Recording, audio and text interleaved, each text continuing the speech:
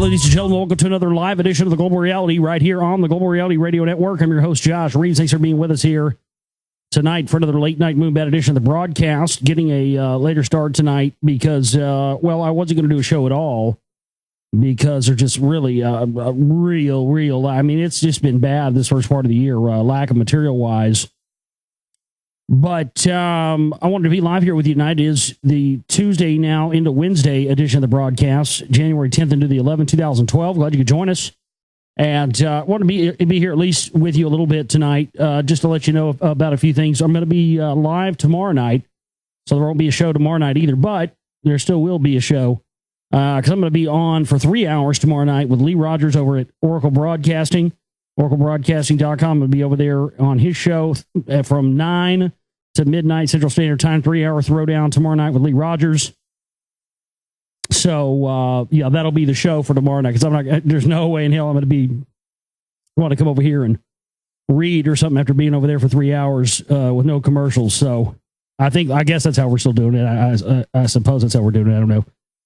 It's fine with me either way. I don't really care however Lee wants to do it, but, yeah, that's going to be coming up tomorrow. And so definitely, it's kind of a short notice, I know, I understand. But Lee had sent me some messages saying he wanted to do it this week on Wednesday, and I had not gotten his messages. I don't like to leave Skype turned on.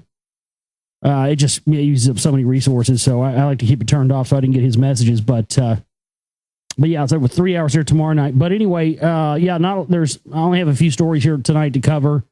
If you've got emails, comments, anything you want to send in tonight, globalrealityshow@gmail.com. I think I have a few emails to read tonight as well.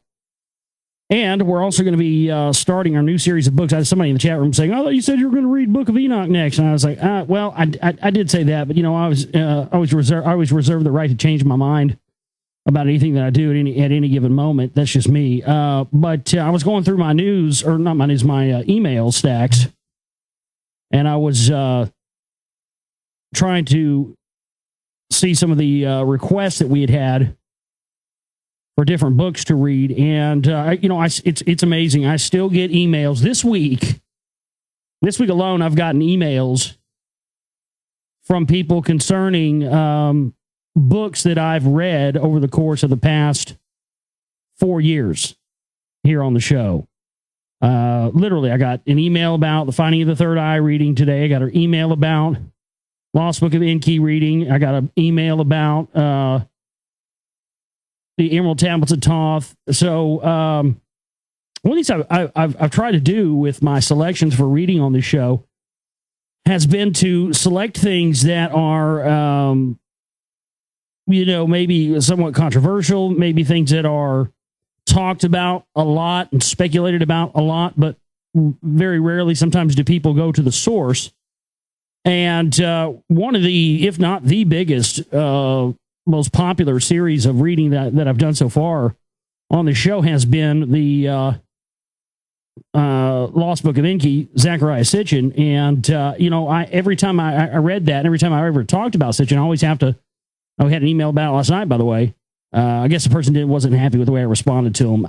Look, man, I'm just to the point. I'm not here to sugarcoat things. If I offend you or I come off as an asshole, I don't mean to. It's just the way it is with this stuff. You know, I get 5,000 emails a day. It's, you know, sometimes I can't respond to everything. But anyway,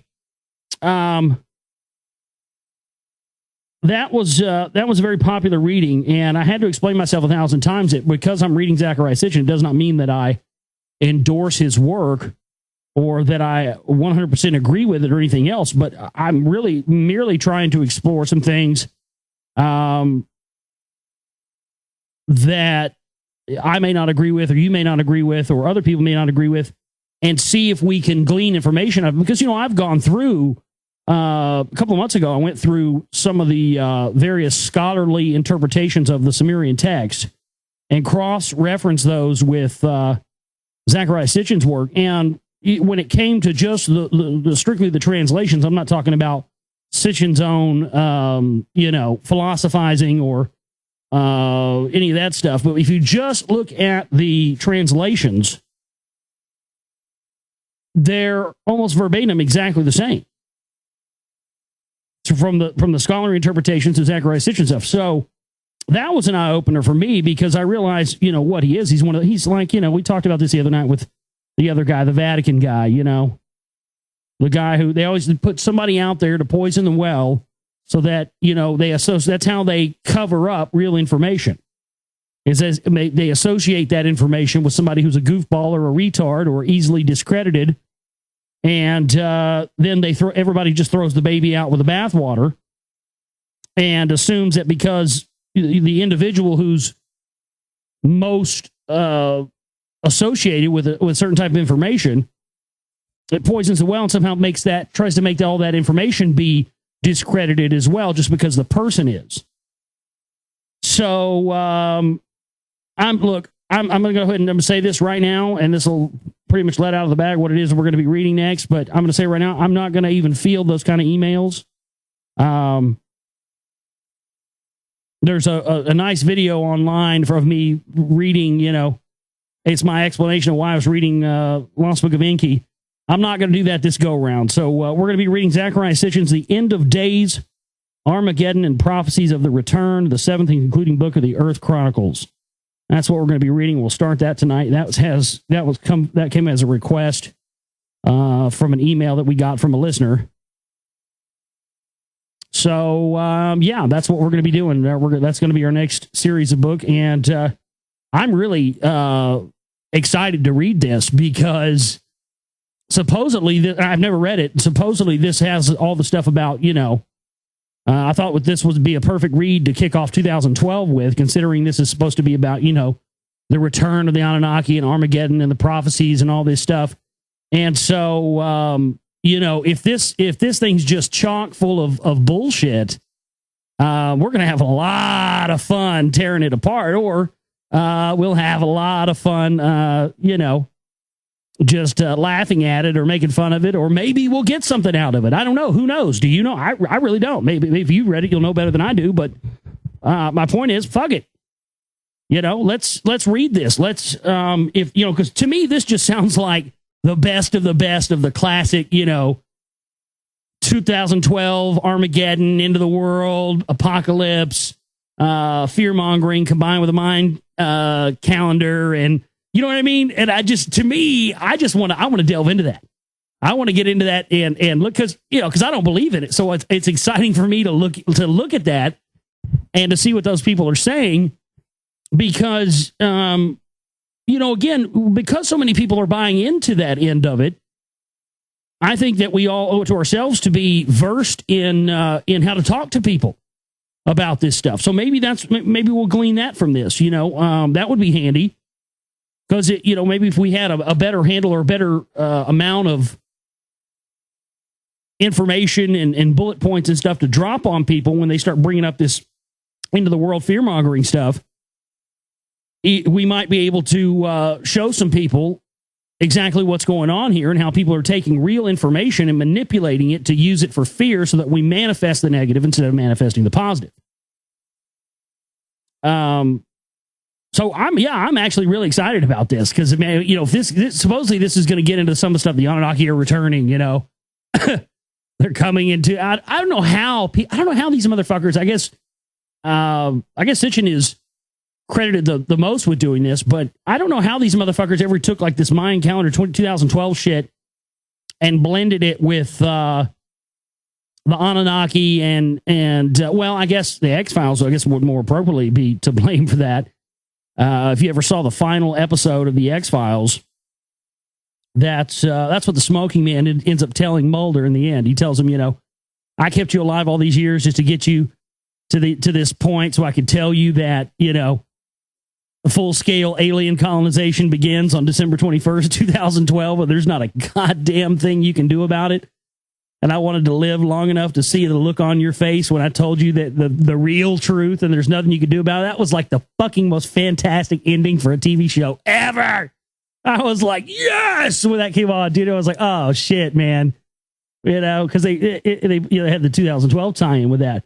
But, and, you know, that's funny, too. That's I've often thought about that because, you know, you look at all the theories that people have had on 2012 and the Into the Mind calendar and all this stuff. And that one from the X-Files, man, that I don't give a fuck what you want to say. Conspiracy theory or not conspiracy theory, man. To me, that was the most fucking frightening one right there. You know, this biological warfare agent, this black oil stuff that you know, gestates inside humans. Uses humans as the host and then just, you know, fucking alien style, just totally makes a new alien. And that's how they're going to repopulate the planet. I mean, that was a fantastic fucking storyline, dude. Really. I mean, that's scarier to me than pole shifts and, you know, the End of the Mind calendar and earthquakes and hurricanes and the day after tomorrow and John Cusack running from fucking, you know, exploding geysers and shit like that. And that's just way more, you know, I mean, it's like, wow. But it does make you wonder, doesn't it? It does. I mean, because there is really in the X-Files, if you ever watched that series, I was a huge fan of that, of course, when it was on. And even after, still watch it to this day. I mean, it's just fantastic. But there's so much real shit in there. There always was from beginning to the end, and all the side stuff. So much real stuff. Of course, Chris Carter and all those guys being in the CIA and connected to that, getting script approval. But that, you know, some of the stuff. I mean, they were talking about FEMA being the secret government and taking over. You know, they were talking about that in like 1998, 1999. And, you know, when you start to research this stuff and you start to find out, well, that's not very far off from the reality of things. I've often thought about that. Because I haven't ever heard too many of those real life conspiracy theories regarding aliens and full scale colonization and all that regarding 2012. I mean, maybe that's out there, but I haven't really heard a lot of that personally.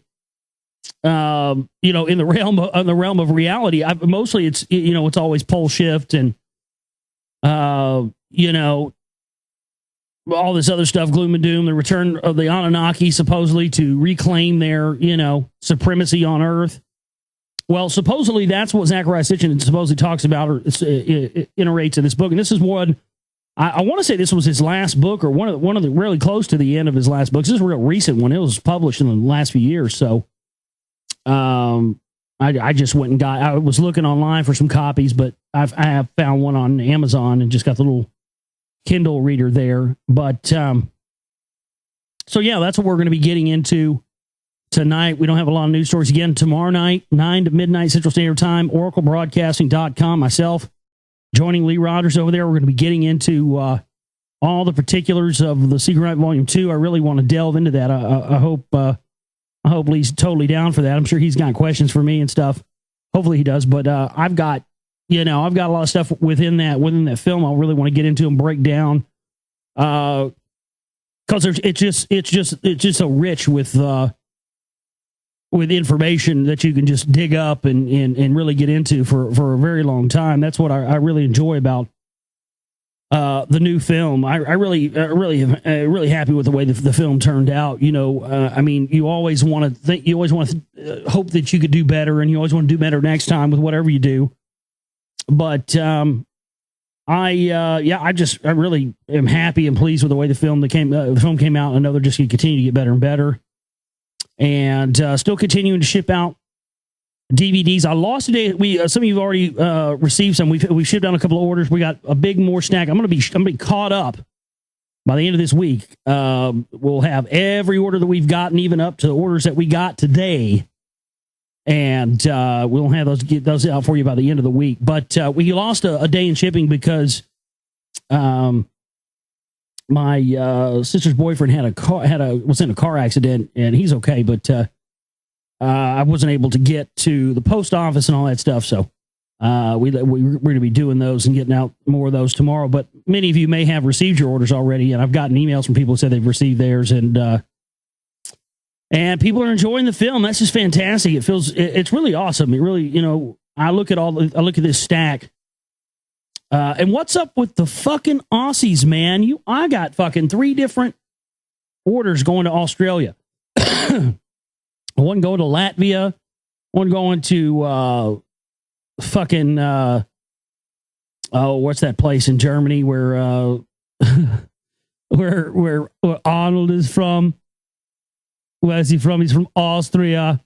Yeah, that's where all the meatheads come from. Yeah, but I got one going to Austria. One going to Sweden, Netherlands, a bunch going to Canada. So we're getting them out there all over the globe, and so please continue to tell people about the film. DGlobalReality.com. That's my website where this broadcast originates from, and up there we have the buy SR2 button, and you can find all the packages there. Oh, and by the way, I also want to mention another thing for those of you. We had a couple of people that got the deluxe, super deluxe package that has the soundtrack disc in it, and I think we've had a couple of those sold so far. But those of you that did order those, I want to let you know those are going to actually have they're going to be the soundtrack not only for the Secret Volume 2 but also for Secret Volume 1. So it's going to be a total collection of all of the original tracks that I performed on various synthesizers and drum machines and stuff. And so you're going to get, it's got the opening song to, the opening track for Secret Volume 1 wasn't synthesizers.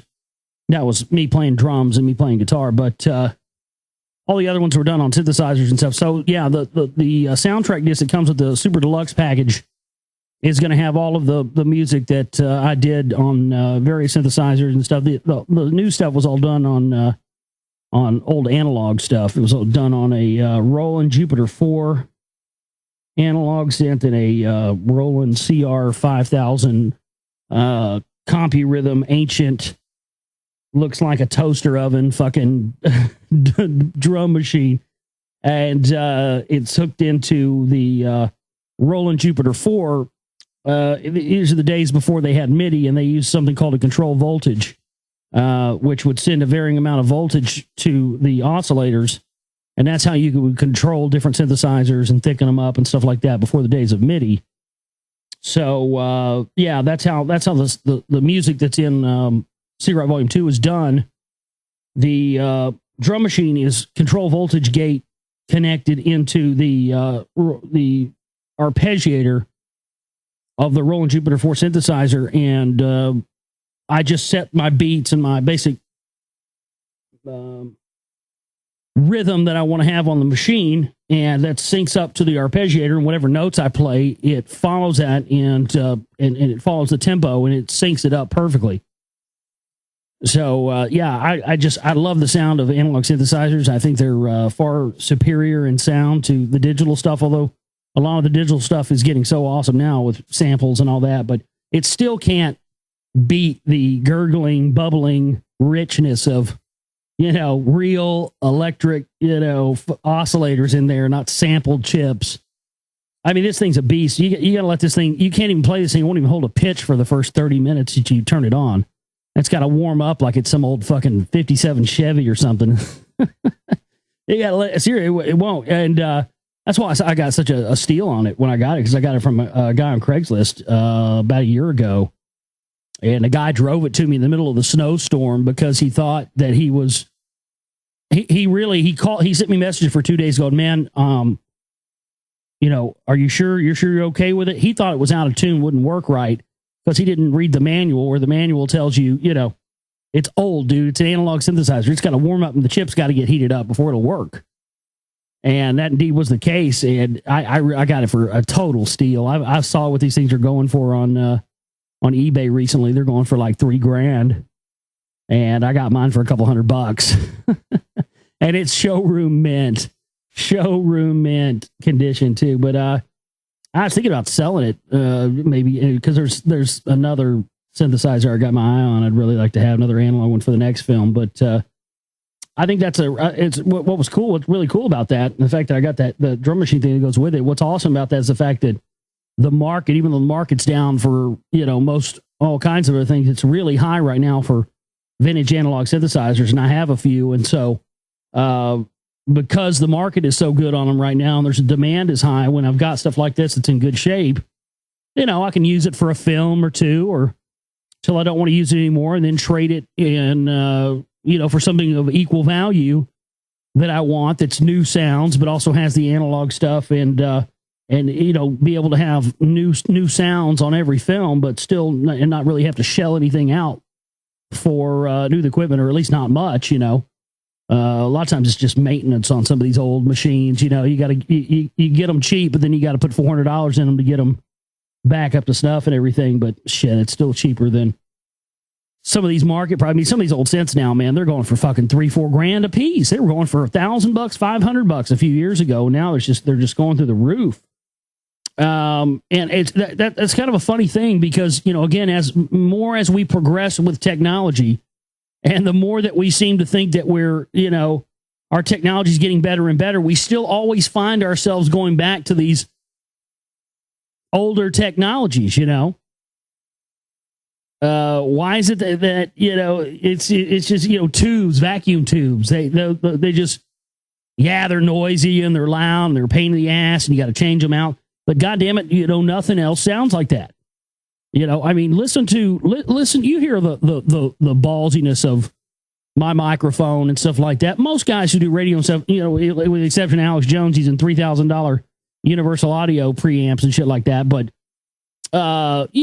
there's definitely a marketable difference over plugging a microphone into a tube preamp and then into a compressor and a preamp and a mixer and all that stuff before it goes into the computer, than it is just plugging a fucking Bluetooth headset or some little rinky-dink headset with a microphone on it straight into your computer jack. What's going to sound better? That's the whole thing. So it's just amazing that as we progress more and more, we find ourselves going back. That's the whole thing. Everybody wants these analog synthesizers now.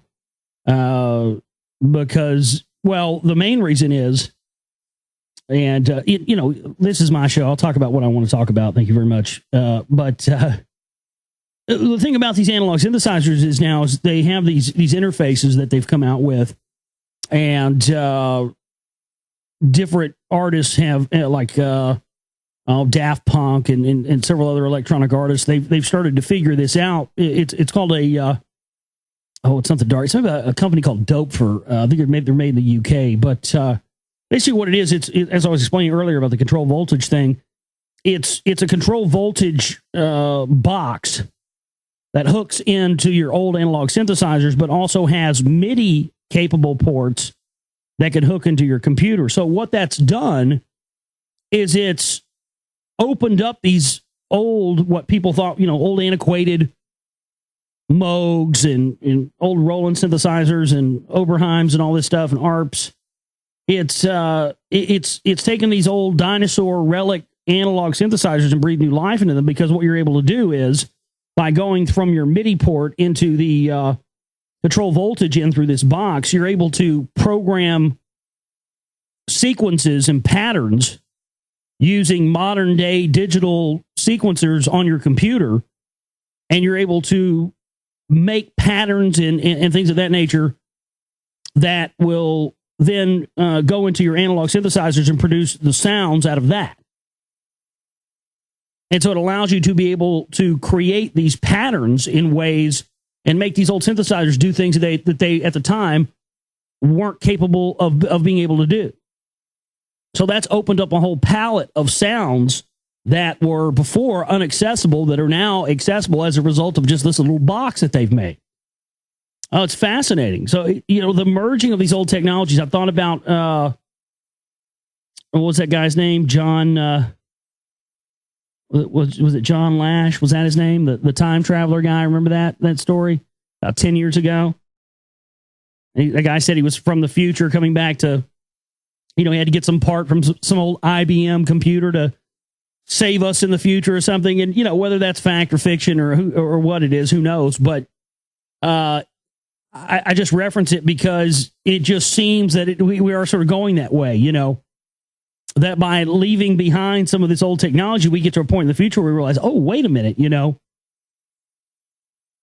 we've progressed so far that the things we've left behind as antiquated and whatnot are still very useful to us. With cars, people are into, old cars, classic cars. Why is it these, and it all really breaks down to manufacturing and the way they were made and the quality of the materials and everything else. So as our technology has increased and as we've, allegedly progressed, one could easily argue that we've had as many regressions and we've regressed as much as a people as we have progressions from technology. We really have. And this is a fine balancing act that we're going to have to learn to master a lot better than we are right now. Because as it stands right now, every time we invent a new technology, we throw that old technology to the dirt, not realizing that every single step in the progress of mankind has come as a result of a step made before it. And you wouldn't have gotten to the point where you are at this current moment without all those other steps that you've now left behind you. And so if you go just, throwing away these pieces that are just antiquated and not, you don't think are relevant anymore, you're going to set yourself up to be in dangerous territory because things always come in cycles. What goes around comes around and then comes around again.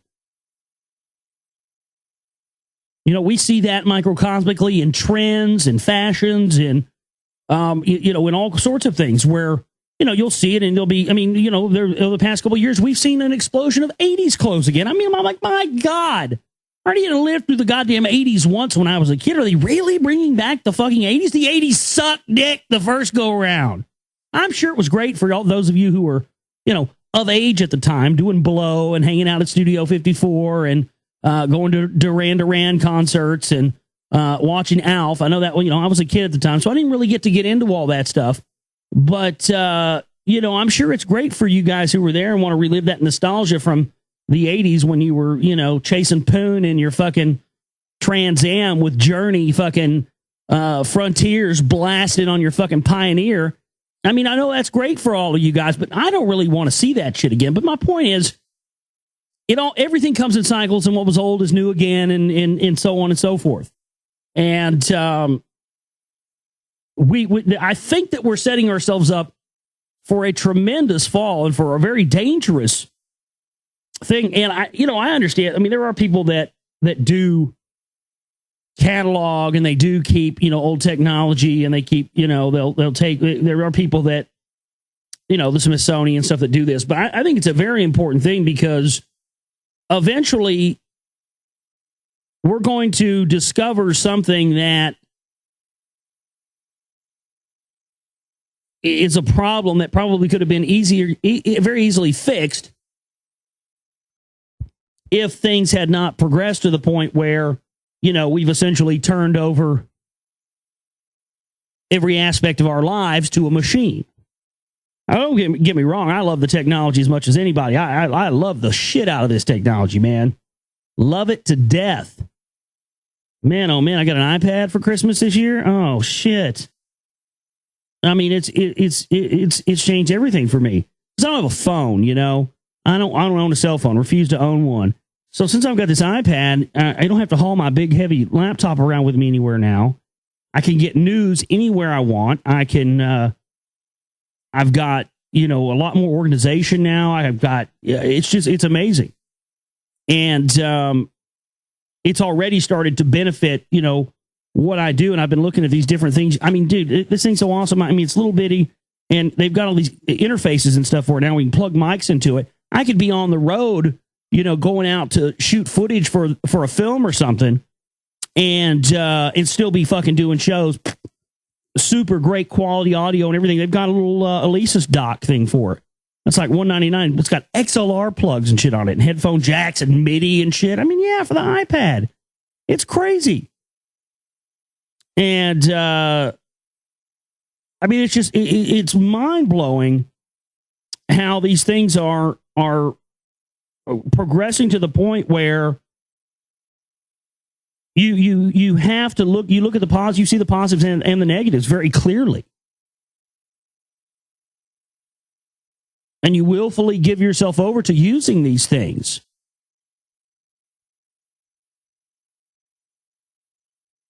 And, you see this, you're like, wow, I mean, I'm really, this is really, streamlining things for me. This is get me more organized. Just get my communication better. I can use this. I can get a Bluetooth headset. I can use this with Skype, and it's basically like a phone. And I still don't have to have a cell phone because I'm not going to give into that ever.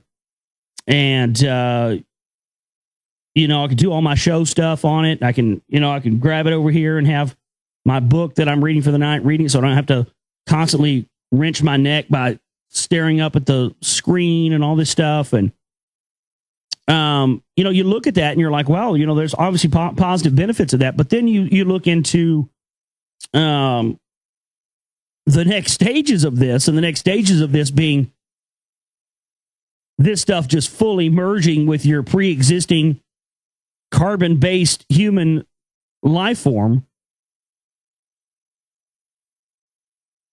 And you see how easily we took this stuff in like a lost puppy or a friend who needed a place to crash for a little while.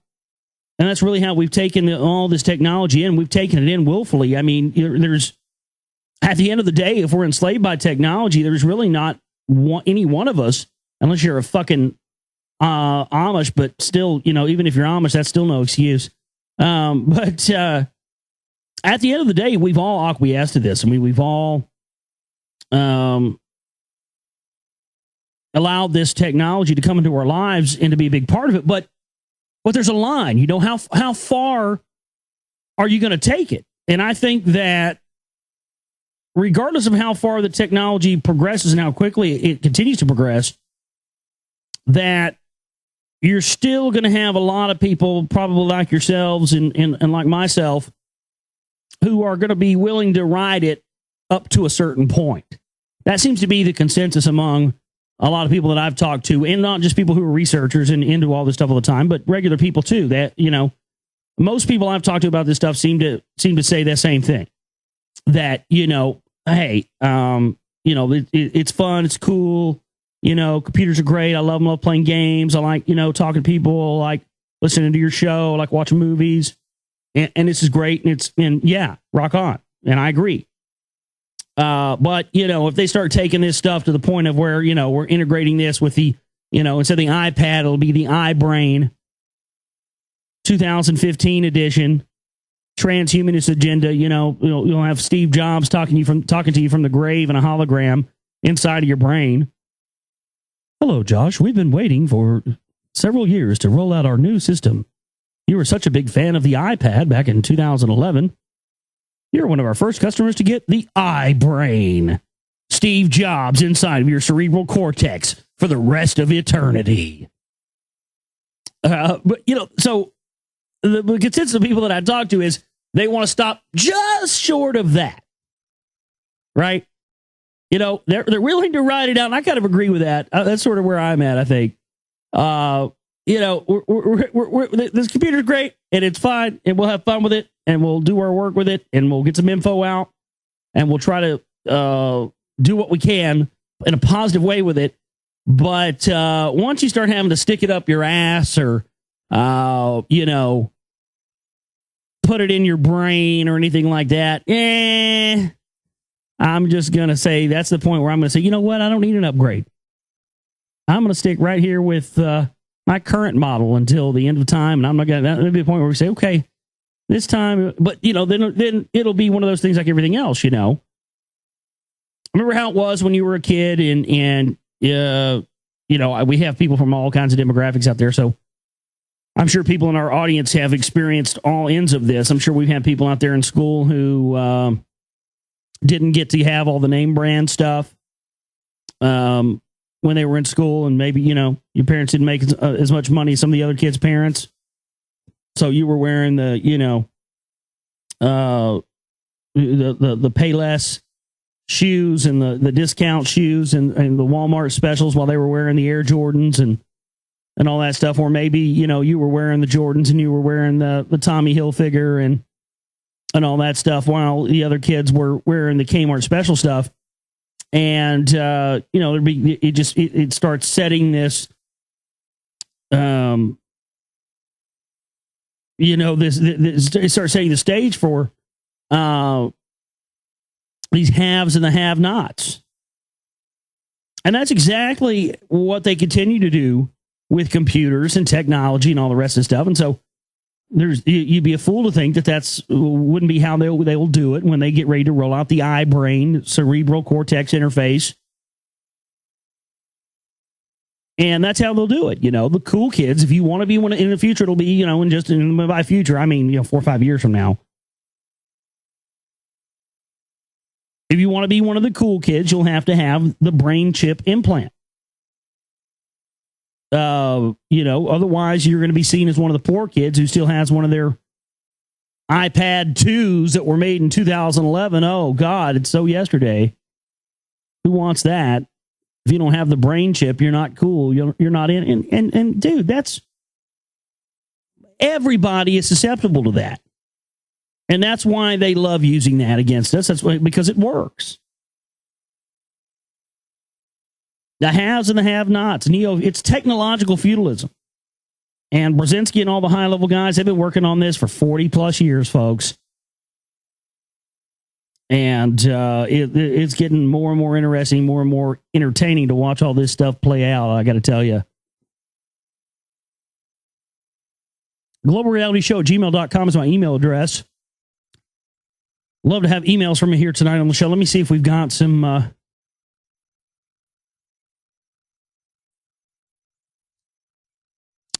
emails.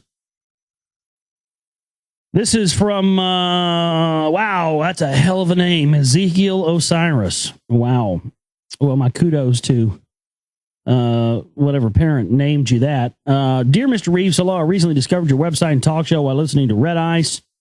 By the way, yes, I have been asked to return to Red Ice Radio to talk about the Sea Rock Rolling 2.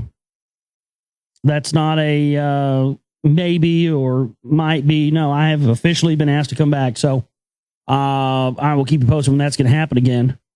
I don't know a date or anything like that yet. I have been a truth seeker since I was a young teenager. I find your show a refreshing alternative to the likes of Alex Jones and David Icke and rinse types. Being woken up myself by William Cooper, behold a pale horse in the 6th grade. It wasn't until after 9/11 that I discovered Alex Jones. I liked him at first, but after a few years, I began to feel strange vibes from him. And of course, Rentz's blatant neo-Nazi sympathies. What a giant douche he is. Anyways, I would like to hear your opinion on some of these questions. Number one. Oh, we got a list here. This is going to be good. Number one. Do you think 2012 will be the year of Project Bluebeam implementation? That's a good question. Well, my thing is, what you got to understand is that all these things are subjective to whether or not you believe in the information itself. Now, for the longest time on my show, for the longest time in my research, and me personally,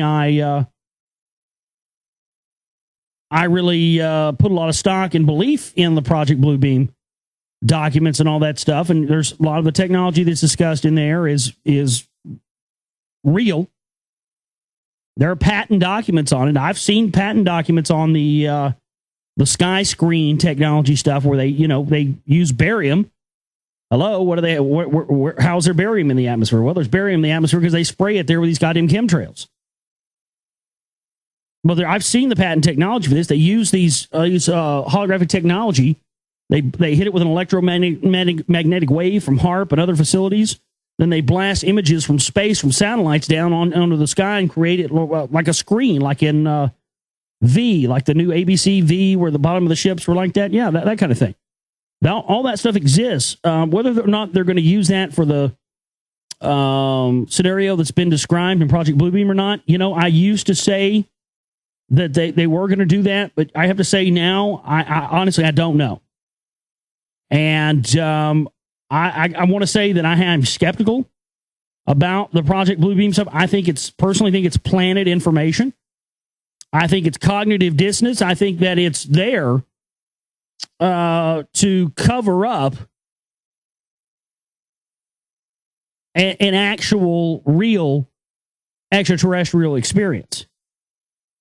I think that they want to create this belief and this underground conspiracy theory and this alternative, prepackaged Alex Jones idea that the government is going to stage an alien invasion. The government is going to, or they're going to make it appear that aliens are invading so that all the world's governments will unite together under one world government to fight off the impending threat to all of humanity. And boom, after we defeat it, we've got a world government, and, it's to protect everybody on the planet, and everybody's united, and yay, we beat the aliens, blah, blah, blah. But I don't so much believe in that theory anymore either. I think that was another pre-planted theory that's been put there by the controllers of this phony alternative research community. And I think more appropriately what's going to happen is that there is going to be some sort of real, actual extraterrestrial presence that's going to make itself known to us. They're going to tell everybody on television that they're hostile when they most certainly may not be hostile. They may just be here to, challenge the supremacy of the idiots that are running the planet right now and show us how to live in harmony and peace and not live and be enslaved. And that is a huge threat to the New World Order, folks. They're not going to allow that to happen. So what would be better is to, because for years, they spent years telling people that they didn't exist over the past several years. Now they've been reinforcing this idea in people's minds that aliens are real and they are exist, as if they're prepping us for this. And so they would go on TV and tell the masses of people that these extraterrestrials are going to invade us, and they want to kill us. They're hostile, so we have to unite together to defeat them. When in reality, they were just here to help defeat this evil and tyranny that is enslaving mankind. And so the people of the world unite, and when they blow the aliens out of or decide to blow the aliens out of the sky, and then cut to the Alex Jones show or any other Patriot Radio show or something like that, and what are they going to be saying? They're going to be getting up there saying, folks, this is all holograms. Goddamn government, they're lying to you. They're telling you it's aliens, folks. They want a new world order. They're going to have global government and reunite everybody together. And God damn it, blah, blah, blah, blah. They're just holograms, folks. I've got the documents. They have the technology, which they do. So see, that would make it believable to people. And so in the end, what would be the end result there? You'd have a whole bunch of people who were listening to mainstream media believing that, yes, these are indeed hostile aliens, and yes, we need to band together and annihilate them. Then you'd have the alternative view of that for the Alex Jones truth community point of view. And that point of view, which is already the consensus among those types, is that, oh, well, they're all holograms and who cares anyway? Just let them blow them out of the sky. Let them fake it and put on their big show. But meanwhile, let's tell everybody that this is the real truth, and our version of what the real truth is. And the real truth is this is all holograms. Bullshit. So see right there, they'll have the mainstream of people believing that it's real and we need to kill them, and they'll have the underground people and the truth community people believing it's all holograms. So it won't matter either way. Either way, folks, they win. And the reason I've come to this belief is that for years I heard people misquoting Dr. Werner von Braun. and what he told his secretary Carol Rosen in the final days of his life about, first it would be communism, then terrorists, and then earthquakes, and then aliens, and all of it would be a lie. But they always edited out the things that he really said. And after going and listening to what Carol Rosen actually said that he said, he never said they were going to fake an alien invasion. But that's what you hear almost everybody in the truth community verbatim repeat wrongly, because they heard one other person or somebody else on some other radio show say it once. So they took it as the truth and just kept repeating it when it's not the truth. Warner von Braun never said they were going to stage an alien invasion. He said they were going to tell us exactly what I just told you a minute ago. Warner von Braun said that they were going to tell us that extraterrestrials who were actually not hostile and wanted to change things on our planet and keep us from destroying ourselves were going to make themselves known to us. And in order to gain supremacy over the entire planet, they were going to tell the whole world that they needed to unite against these extraterrestrials, weaponize space, so that once the threat of the aliens ended, well, then the space-based weapons are still up there. And then what happens if somebody tries to go off the plantation of the New World Order at that point? They just fry your ass from a giant fucking laser cannon from space. So, to answer your question, do you think 2012 will be the year of Project Bluebeam implementation? Or possibly, I would add to that, do I think this is the year that they're going to, the aliens are going to make themselves known to us, and this whole scenario I just described is going to play out? My answer would have to be, frankly, I just don't know. I don't know, man. I can't say. I could say yes, I think it is, or I could say no, I don't think it is at all. But really, honestly, both of those answers would be a roll of the dice, because I just flat don't know. Is it possible? Yes, anything's possible. That's one thing I've learned about these guys. Anything's possible. But honestly, if my suggestion to all of you out there would be to spend some time pondering the scenario I just described to you, instead of, wondering about whether or not they're going to launch. I don't believe the whole thing about the phony ET thing. It's bullshit. I'm saying it right now. I'm putting it in stone. It's bullshit. Everybody in the truth community's running around buying into it and everything else, and because it sounds black and white, and it's not a black and white issue, folks. It's bullshit. They are going to tell us that these non-hostile aliens are hostile, so we'll blow them out of the sky. And again, mainstream people buy into it because they think it's a real threat. Underground people don't care and are apathetic to it because they think it's all hologram and Bluebeam. One of the most interesting things that I've found over the almost 5 years of doing research into the CMP and the Secret Right and that whole end, Tim LaHaye, who I've talked about in both films,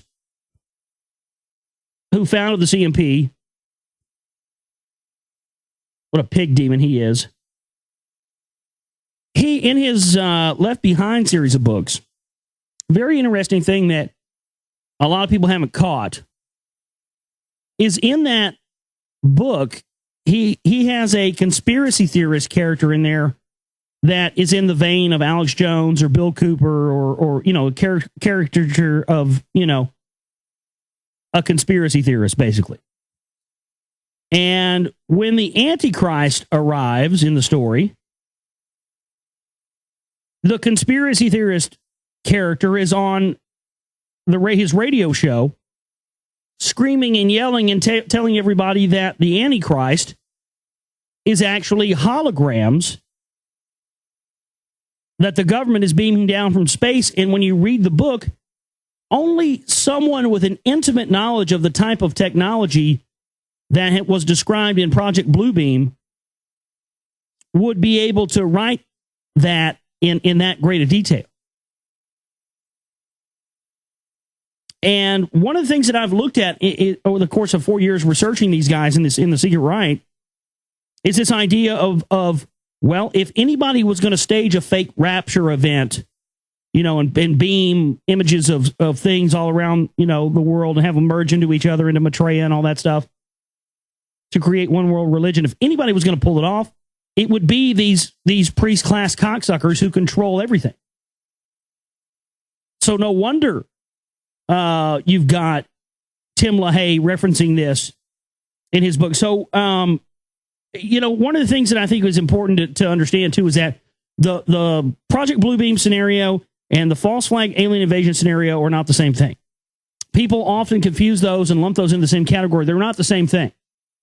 The Bluebeam stuff specifically talks about, in the days before they were getting ready to roll it out, there'd be a mass amounts of UFO sightings. We've seen that over the past several years. There would be new archaeological discoveries all over the planet. We've seen that in spades. Those of you who listen to my show regularly know that from the news stories we cover here. And it talks specifically about, this basically putting messianic Jesus over the United States, Buddha over India, Allah over the Middle East, and it would be in the sky and it would use voice to skull technology, which they have readily available now, and transmit signals into our brains, and we would think this is a real messianic deity in the sky. It would tell us we've misinterpreted all the world's religions and they're all the same and blah, blah, blah.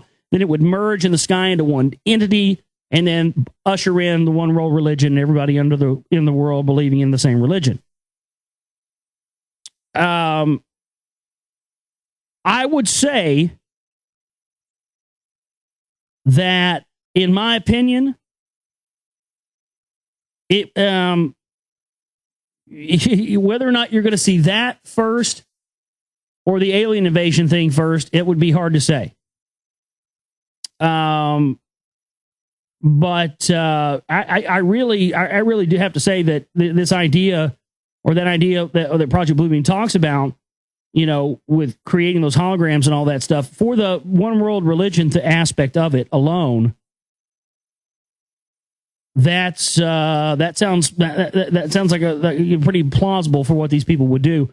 Now, separately from that, on its own separate issue, the idea of telling us that these non-hostile aliens are actually hostile would play very well into the uniting of the world into a one world government system, bring about a one world currency, and a world federation, which is exactly what they want, because that consolidates world power into the hands of even a fewer number of people than there are now, under the pretext of, protecting us all from these evil aliens who want to, kill us for our freedoms, I'm sure they'll tell us.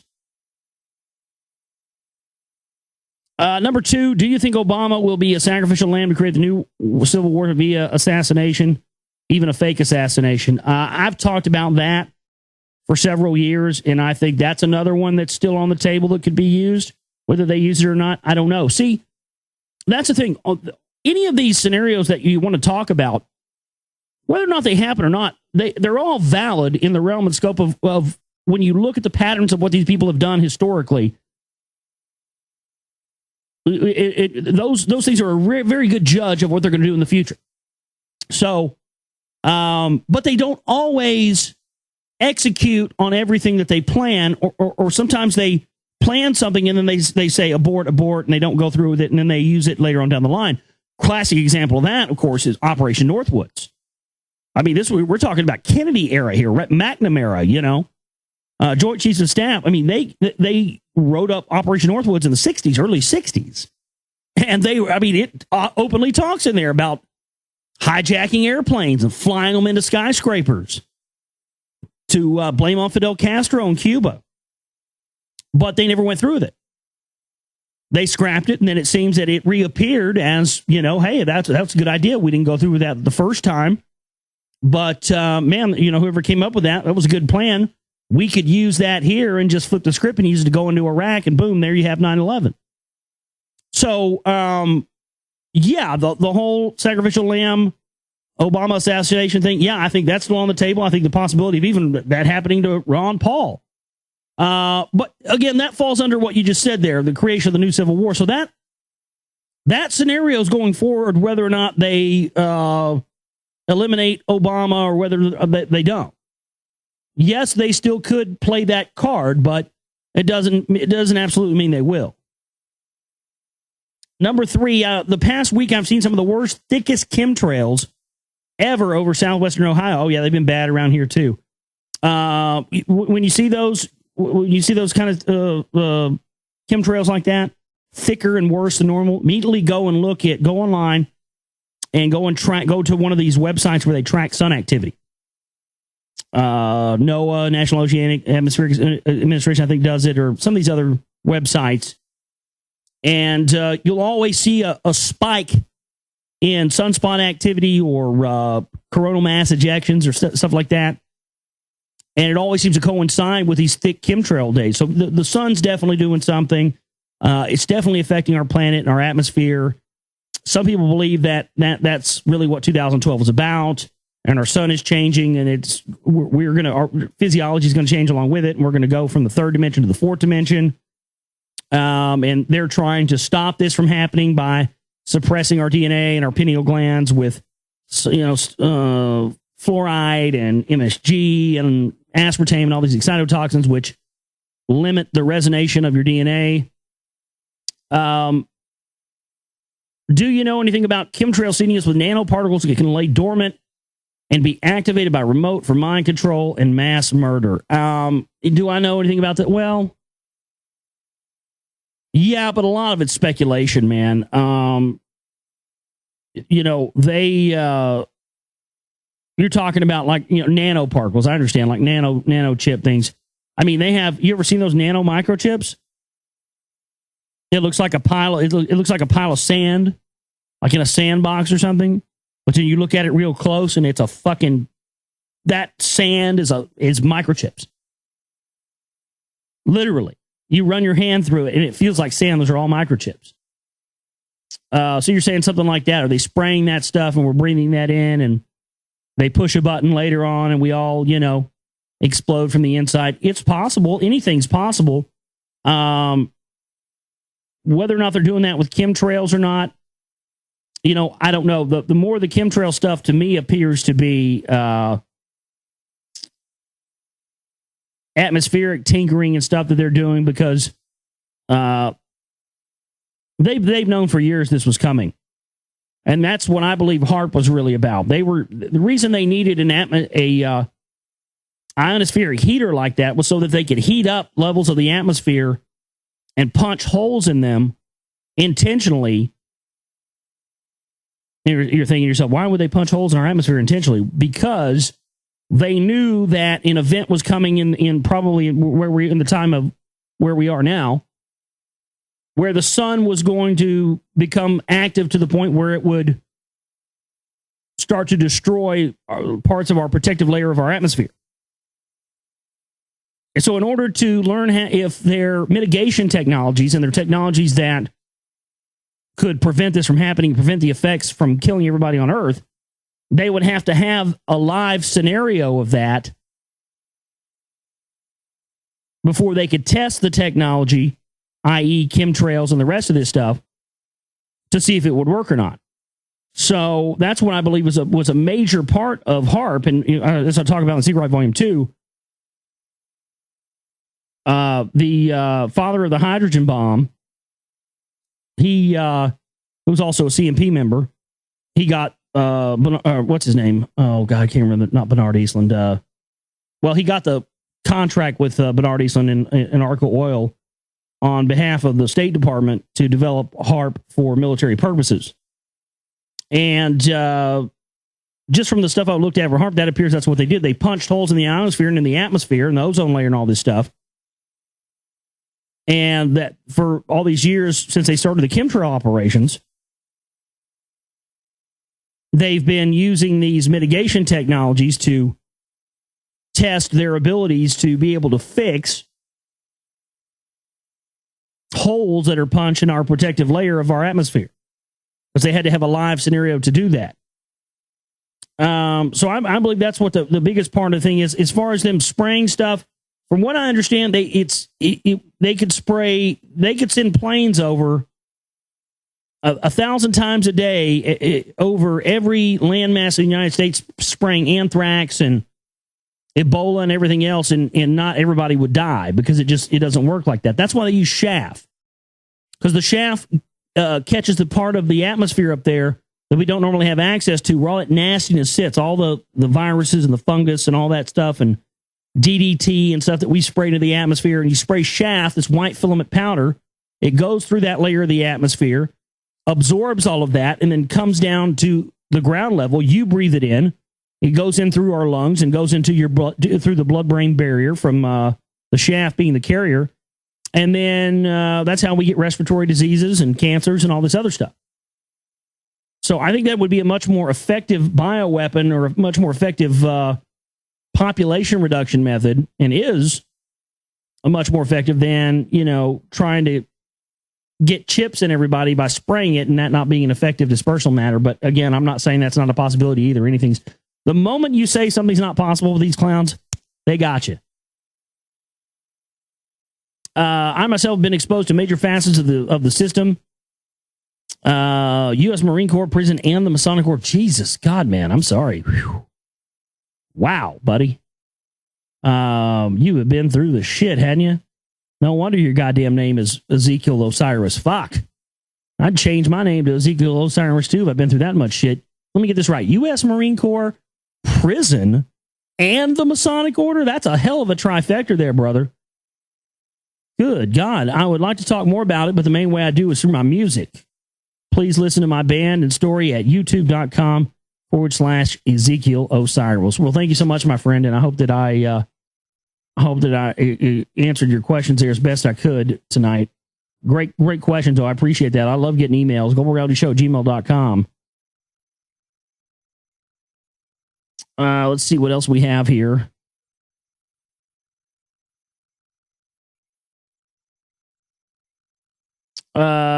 It says, hello, love your stuff. Have you ever researched Saturn stuff? Seems a lot of gods go back to it. Just saw that they're going to be opening the Saudi pipeline in June.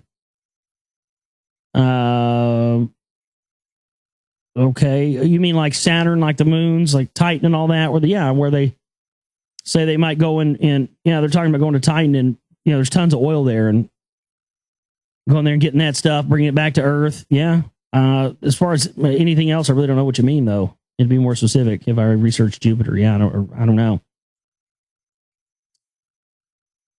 Here's one from Mimi. And Mimi says, good afternoon. I want to thank you for providing the audio version of The Finding of the Third Eye. I'm so pleased and sort of anxious to read this book myself. The book touched on so much of how I feel, and I took so much from it. I have a quick question for you. I have 2 small children. I have a different way of raising them, so says many people I meet. Anyhow, I was wondering if you would have a good reference to how to teach and educate children on the forms of meditation. I was thinking there was a way to do this with them being so young. Thanks in advance. And yes, thanks, Mimi. I hope you got my email. I sent you an email there with a nice little thing on a big write-up on that subject, teaching children meditation. And anything that I would iterate to you on that subject is contained in that cut and paste that I sent you there. So hope that finds you well. Thanks for the email. That's from Sean. Sean says, Josh, I just wish to extend a thank you for your hard work and not being the normal brainwashed mouth breather. Well, you're welcome. And same to you, my friend. I came across your broadcast work this past weekend, and it made it. What's that mean? And it made it. It made the cut? Well, okay. Yeah, it made the cut. All right. We'll kick ass. Keep pushing out the good work out of the Big D. Simple donation will be in the mail by week's end. Dude, why aren't you on AM radio down here in San Antonio? I'm in my mid-40s, and the folks I know of similar age are eating this shit up. Go hard and keep it coming if you can. All right. Well, thank you so much, Sean. I've done regular radio in the past, and that's kind of the whole thing for me. I really choose to do my radio show in the format that I do it on because well, I can, say what the fuck I want to say, number one. I don't have to censor myself. I just won't do that anymore. But you know what? My real dream and goal is with this show long term is to get it up on satellite radio, XM radio. That's my real long term goal because, there it's it's uncensored. You can say whatever you want. And I don't know how to go about doing that. I mean, I was thinking about maybe starting a petition and just having people sign it and see what happens over the course of years. But, stuff like that, you never know, man. I mean, if you have a favorite radio station or something out there, call them up. Say, hey, check out this guy, Josh Reeves. Listen to his stuff. You guys are stupid if you don't have him on or whatever. I mean, all the email stuff that a lot of our fans have done, emailing people, guests and getting me on shows has come as a result of, when the people speak, and if enough people speak up for something, it's just like anything, then people start to listen. So, yeah, if you were to, contact, just like I was saying the other night, sending out copies of my film to TV networks or whatever else, hey, interview Josh Reeves or, hey, put him on XM radio. It doesn't take very much of your time to do that. And if everybody that sent me emails asking me why I'm not on their favorite channel or I'm not on XM radio or I'm not on some other station, sent an email to those stations saying, hey, something to think about. You should have Josh Reeves on it. I bet things would start to happen. So that would be my suggestion, with anybody that has that question. Why am I not on this show or that network? So, hey, just send them a message yourself. And I don't always know what people, what and where people want to hear me besides this. So, it's always good to have input on that. Great emails there tonight. Don't forget, this is, we're having a fundraiser this month to kick off 2012 and to, it's also to pay the bills, but also to have some, money in our coffers to start working on the next film, and you have some travel expenses there, and just to be able to, I got $37 for the application to try to get the movie up on iTunes and Netflix and all that stuff. Really just trying to kick it off here. But please help us out. Your support is vitally necessary. We don't have sponsors or dick pills and Jew Gold and any of that stuff here. We stay alive from the love and support of our listeners out there, and we couldn't do it without any of you. Even the people that don't donate, we love you as well. But we love you more if you show us your love and keep us alive. And that happens as a result of the people that donate to the show. So please go to my website, theglobalreality.com. Use the chip and banner there if you want to support us for our 2012 kickoff fundraiser. Donate button is there if you want to use that. Please don't use the snail mail right now. I don't have it sorted yet, and it's down. I'm just calling it down for the moment. When I get it sorted, I'll let you know. As for right now, please use PayPal and please support our work if you can. We are going to take a break, come back, and get into our new series of reading for. All right, back here with you on the Global Reality Late Night Moonbat Edition for you here tonight. We've been starting the show at around midnight Central Standard Time, give or take 20 minutes or so, since January 2nd. And we're going to continue doing that. But tonight was kind of one of those calling an audible shows because not a lot of material, but I really, that's why I enjoy emails and encourage people to send emails with questions like our emailer there just a bit ago, because it's good to ask questions to everybody. Get everybody's different perspective on it. Get my take on it, get another person's take on it, go read a book on it. And based on your research into those various pieces of information from those various sources, that's how you determine, the legitimacy of something and whether or not you address that as, a viable piece of information or not. So, again, I kind of, sometimes I say, don't listen to me. What do I know? Go do your own research. And I do say that, but at the same time, I do see the point of, getting different perspectives. I think that's vitally important. Get my take on it, get somebody else's take on it, have your own take on it. Look at the different elements and different aspects of this. And, that to me was one of the things that I always had serious questions about the truth community and truth movement of was just this idea that, just so many things were just dogmatic in the view of it, you can be in our conspiracy theorist club, but you have to believe exactly what we believe, like that was in South Park. They had, you can be in a non-conformist club as long as you think the same way we do, wear the same clothes and like the same music. Yeah. That's, that's really what the truth community's become, So it's vitally important that you get as many perspectives on all of this stuff as you can. And that way you can come to your own conclusions a lot better. We're going to be starting a new book here tonight, here in just a bit. Got a couple of short, quick news stories I want to hit, and then we'll get into that. My website, theglobalreality.com. You can get my newest documentary film, The Secret Volume 2. It's up there for sale right now under Buy SR2. You just click on that, and you can get it on DVD and Blu-ray. And it's super fantastic on Blu-ray. You can get a DVD Blu-ray combo for $40. You can get $20 for the DVD. That price includes shipping and handling worldwide, and $30 for the Blu-ray. That includes shipping and handling worldwide. But for $40, save yourself $10. You can get the Blu-ray and DVD combo. And that's, to me, that's a really, if you have a Blu-ray player, that's a good thing to get because, you're getting a copy of the film for damn near what it cost me. So what you can do is you can have yourself, you pay $40.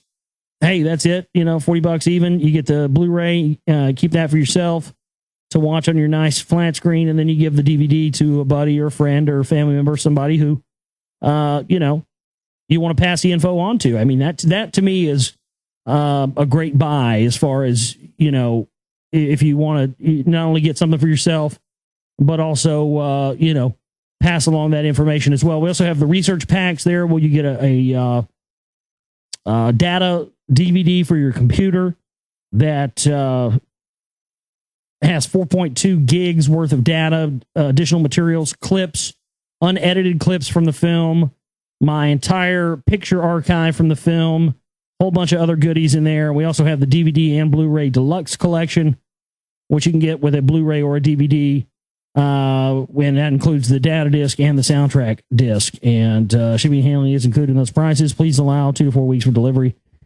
And theglobalreality.com is where you get those at.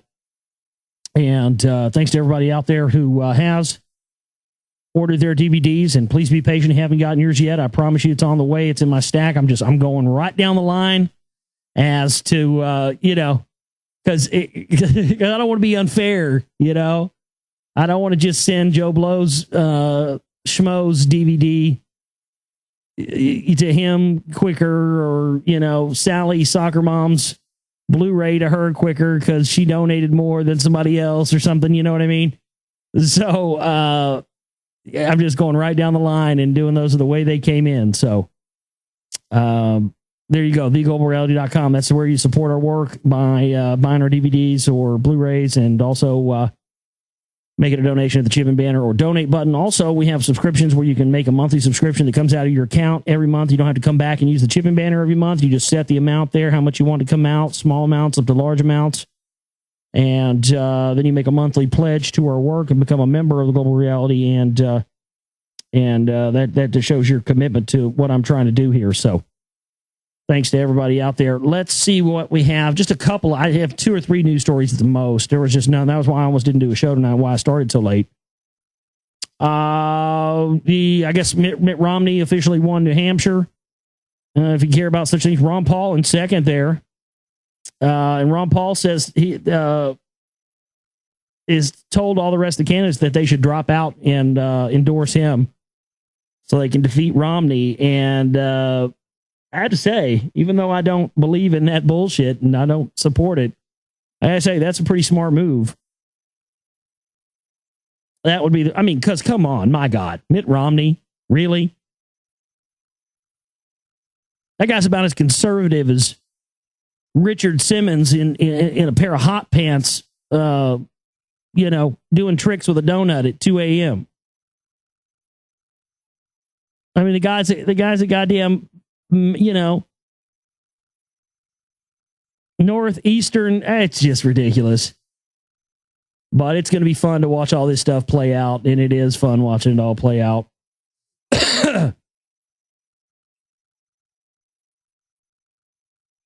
Corey Feldman will reveal the name of 2 Hollywood pedophiles that abused him.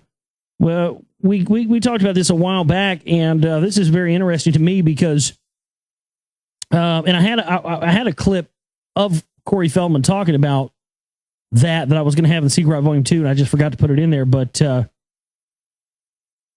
mean, this is, to me, is a huge story because of the things that I learned about these satanic pedophile cults that are a part of these MK Ultra and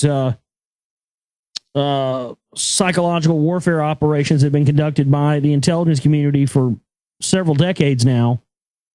And the fact that we see the connections of Hollywood to the elite and to the establishment and into Rome and through the mob, the mafia. Anybody that's looking into Alex Constantine's work on those subjects will know what I'm talking about. But the fact that this ties in with the whole pedophile stuff with Hollywood, I mean, this is a huge story. Corey Feldman caused quite a stir a few months ago when he revealed that pedophilia was rampant in Hollywood. He now plans to reveal the names of 2 Hollywood men who abused him while he was a minor in an up-and-coming tell-all book. Some critics said, why doesn't he go to the police instead of attempting to make money off of a book? 2 answers immediately come to mind. First, I'm not convinced that the LAPD will be too cooperative in investigating and arresting highly powerful, highly connected Hollywood handlers. Secondly, I'm pretty sure that the statute of limitations has expired, making prosecution invalid today. Finally, these people and this industry as a whole need to be exposed to the public. Here's an article and a video about Feldman. I will reveal the names of 2 Hollywood pedophiles that abused me, says Corey Feldman, as a teenage star, blah, blah, blah. So apparently he's going to come out with 2 names. It'll be interesting to see who that is. But it won't be a big surprise. These guys are all, they're all brown boys, man, all the way across the board. I mean, they're just, it's a requisite, dude. That's really, to me, the ultimate conspiracy theory, I think, of why they killed Kennedy. People have long speculated, why, was it this reason, that reason? Well, it was for a whole bunch of reasons, not just 1 or 2, but I really think at the end of the day, they killed Kennedy because he likes pussy. He liked pussy. He liked the vag. I think that's what it was. I think they couldn't stand a straight man who liked to poke poon instead of punching the brown town. I think that bothered them so horribly because it broke the precedent of everybody else they usually have, that they had to whack him. That's what it is. They whacked him because he liked vag.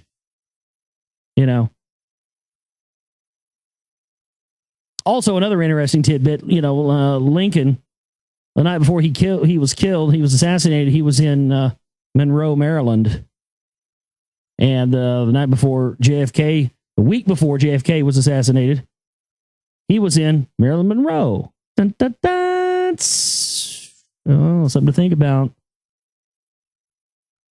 Research says pineapple enzyme kills cancer without killing you. Well, that's nice. It'd be nice if we wouldn't have to have any more family members die from alleged cancer treatments. That'd be wonderful. I'd like to not to have that happen to me ever again, but it probably will, and it sucks fucking dick, and I'll continue to talk about it. But that's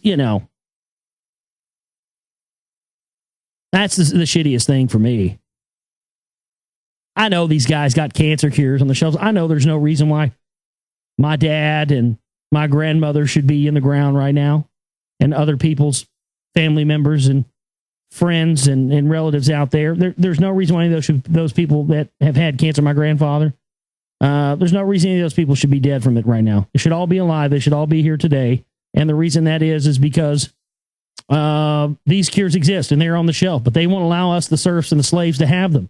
And if you have no other reason to fight this, if you have no other reason to give a fuck about anything that comes out of my mouth ever, you have a reason to give a fuck about that.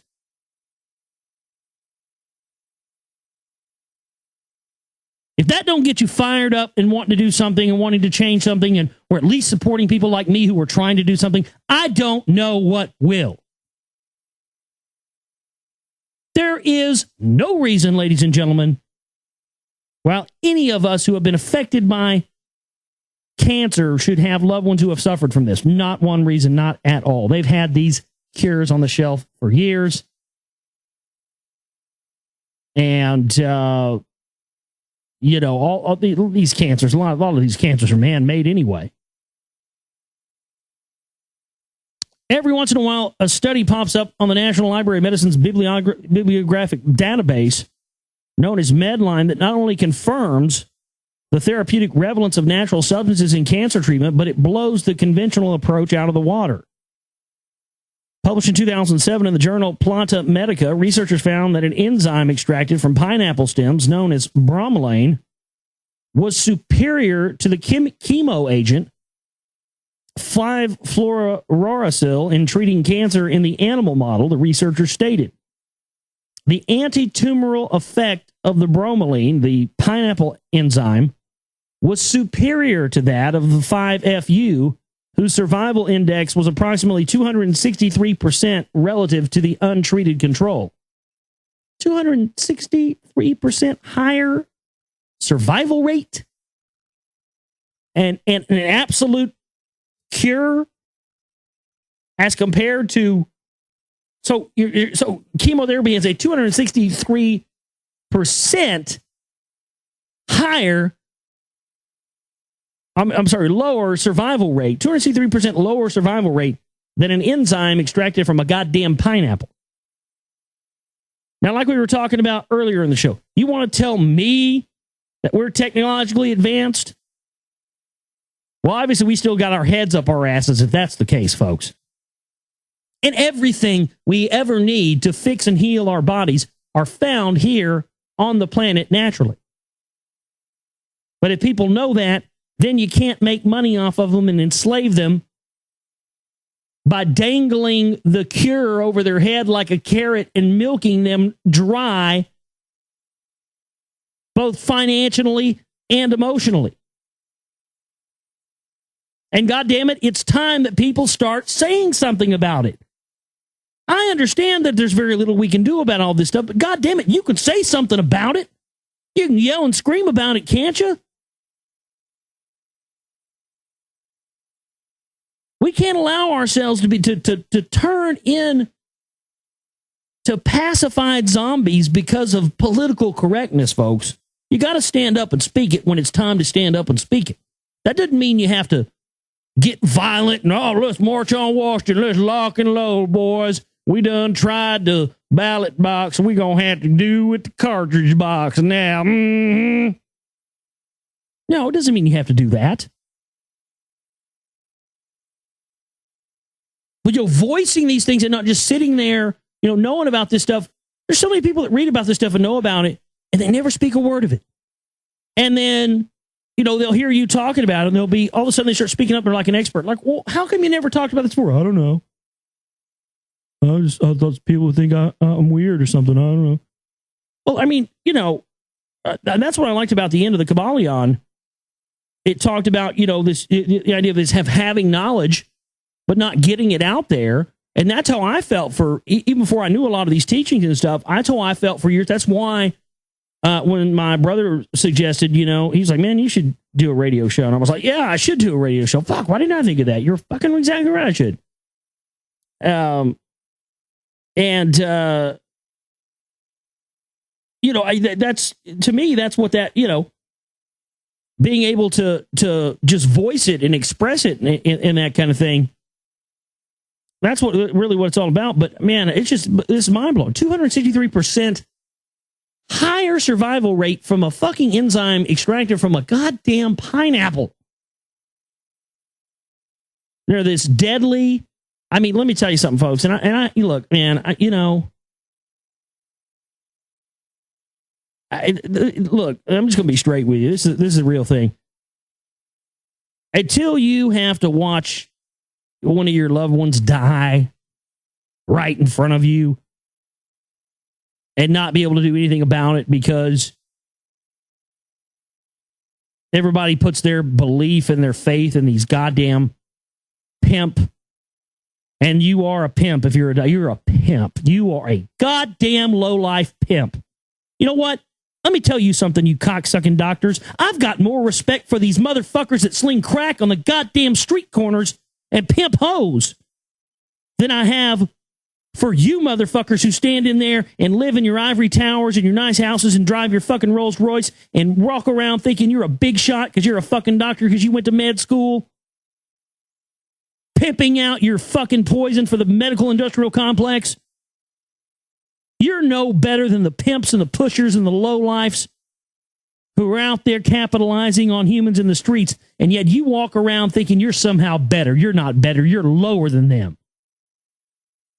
Because you knowingly give people poison and kill them, and you walk around and let family members watch their family members die right in front of them and not be able to do anything about it, and you do it with impunity, and you do it every day, and you know goddamn well that you are nothing but a fucking salesman and a representative, a bag man for the insurance companies, and everybody gets their cut off of every life and every death every day.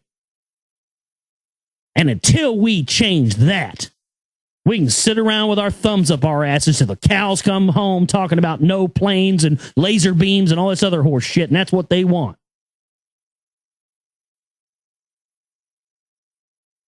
What is so remarkable about this research is that 5FU has been used as a cancer treatment for nearly 40 years. Remember that part in that's my favorite parts in any of the Star Trek movies. The one where, was it the Voyage Home? The one where with the whales? And they go back in time. They slingshot around the sun and go back in time. They're in San Francisco and they're in the hospital. And Bones is like, freaking out. He's like, it's a goddamn dark ages in here, Jim. Jesus Christ. He's like, what did they give you, ma'am? Oh, I've been on chemotherapy. Chemotherapy? Jesus Christ. What is this? The Acquisition? The Inquisition? It's just like, yeah, exactly. And that's how it should seem to everybody right now. And this damn movie was waiting, the late 80s or something? I mean,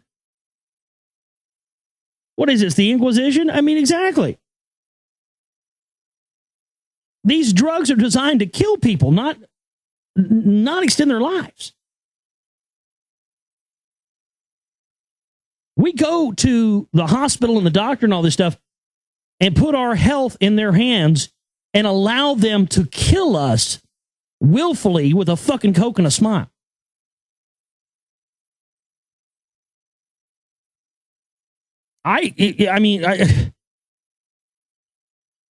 It's absolutely fucking insane that we do that.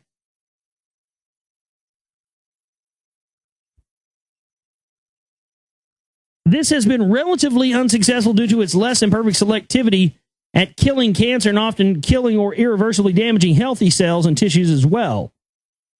As a highly toxic fluoride-bound form of nucleic acid uracil, a normal component of RNA, the drug is supposed to work by tricking more rapidly dividing cells, which include both cancer cells and healthy intestinal, hair follicle, and immune cells, into taking it up, thereby inhibiting or poisoning RNA replication enzymes and RNA synthesis. The dose at which 50% of the animals given the drug die is 115 milligrams, or the equivalent of 7.8 grams for a 150-pound adult human. Keep in mind that a 7.5 gram dose of 5FU, which is the weight of 3 pennies, would kill 50% of the humans it was given to. Bromelain's MSDS, on the other hand, states that the LD50 to be 10,000 milligrams, or the equivalent of 1.5 pounds of bromelain for a 150-pound adult, which means it's 3 orders of magnitude safer. This is a long article, and it's longer than I wanted to read tonight. So I'll drop it in the chat room. Maybe we can get that up on the website for you at some point. And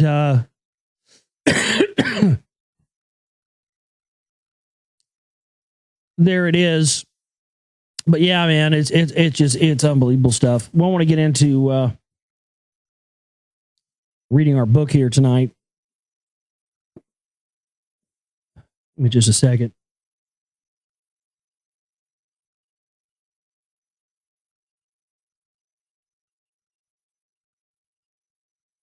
All right. We are starting a new series of reading here tonight for you on the show. This is Zechariah Sitchin's The End of Days, Armageddon, and Prophecies of the Return, the seventh and concluding book of the Earth Chronicles. And again, I do not endorsing this or saying I believe in it. I'm refer you to my spiel at the beginning of the show tonight.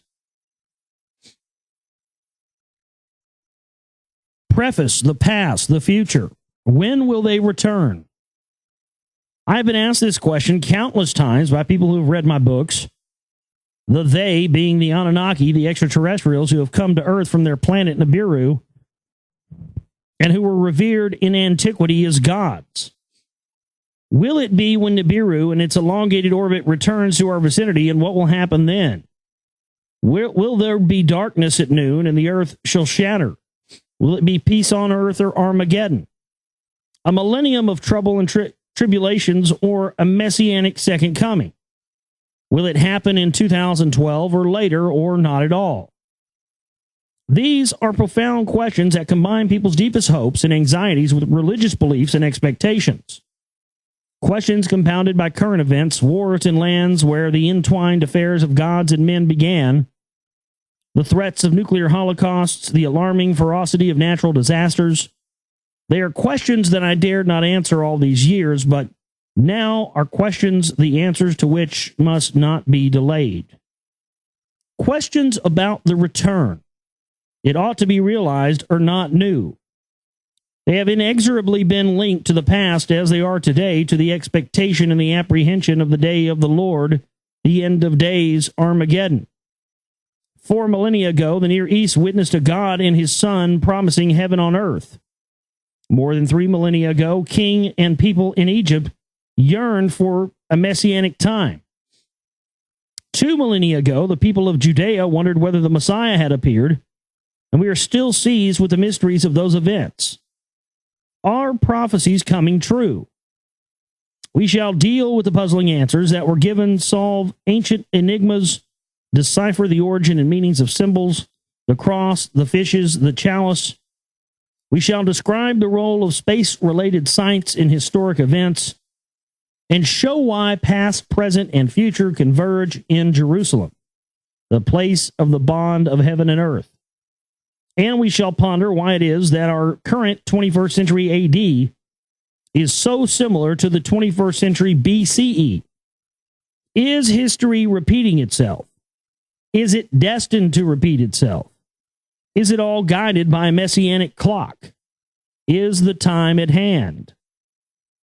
More than 2 millennia ago, Daniel of Old Testament fame repeatedly asked the angels when. When will be the end of days, the end of time? More than 3 centuries ago, the famed Sir Isaac Newton who elucidated the secrets of celestial moons, composed treatises on the Old Testament's book of Daniel and the New Testament's book of Revelation. His recently found handwritten calculations concerning the end of days will be analyzed, along with more recent predictions of the end. Both the Hebrew Bible and the New Testament asserted that the secrets of the future are embedded in the past, that the destiny of earth is connected to the heavens, that the affairs and fate of mankind are linked to those of God and gods. In dealing with what is yet to happen, we cross over from history to prophecy. One cannot be understood without the other, and we shall report them both. With that as our guide, let us look at what is to come through the lens of what had been. The answers will be certain to surprise. And that was the introduction there. Zechariah Sitchin, New York, November 2006. Chapter number 1, The Messianic Clock. Wherever one turns, humankind appears seized with apocalyptic trepidation, messianic fervor, and end-time anxiety. Religious fanaticism manifests itself in wars, rebellions, and the slaughter of infidels. Armies amassed by kings of the West are warring with armies of the kings of the East. A clash of civilization shakes the foundations of traditional ways of life.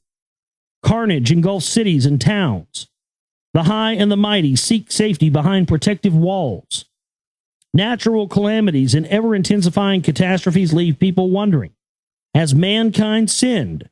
Is it witnessing divine wrath? Is it due for another annihilating deluge? Is this the apocalypse? Will there be salvation? Are messianic times afoot? The time, the 21st century AD, or was it the 21st century BCE? The answer, correct, is yes and yes. Both in our own time as well as in those ancient times, it is the condition of the present time as well as at a time more than 4 millennia ago. And the amazing similarity is due to events in the middle time in between, the period associated with the messianic fervor at the time of Jesus. Those three cataclysmic periods for mankind and its planet, two in the recorded past, circa 2100 BCE and when BCE changed to AD, one in the nearing future, are interconnected. One has led to the other. One can be understood only by understanding the other. The present stems from the past. The past is the future. Essential to all three is messianic expectation, and linking all three is prophecy. How the present time of troubles and tribulations will end, what the future portends, requires entering the realm of prophecy. Ours will not be a melange of newfound predictions whose main magnet is fear of doom and end, but a reliance upon unique ancient records that documented the past, predicted the future, and recorded previous messianic expectations, prophesizing the future in antiquity, and one believes the future that is to come.